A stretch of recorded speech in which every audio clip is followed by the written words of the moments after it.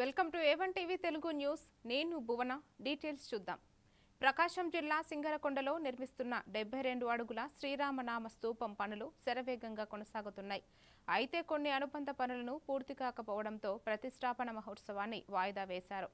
సంక్రాంతి అనంతరం మేఘమాసములో శుభముహూర్తములో ప్రతిష్ఠ కార్యక్రమాన్ని ఘనంగా నిర్వహించనున్నట్టు నిర్వాహకులు తెలిపారు.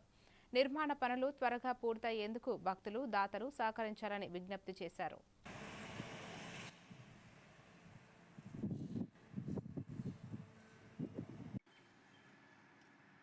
క్షేత్రంలో 72 అడుగుల శ్రీరామనామ స్తూపం నిర్మాణం పనులు వేగవంతంగా జరుగుతున్నాయి.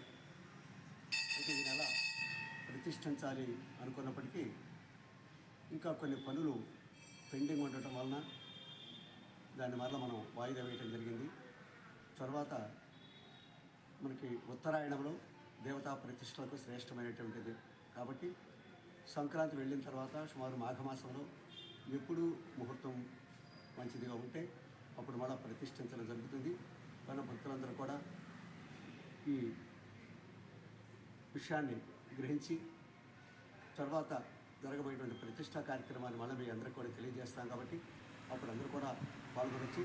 ఈలోపు కూడా వచ్చి మీ యొక్క సహాయ సహకారాలు అందించి త్వరగా పనులు పూర్తయ్యేటట్లుగా తోడ్పడవలసిందిగా తెలియజేస్తూ జై శ్రీరామ్, జై జై శ్రీరామ్.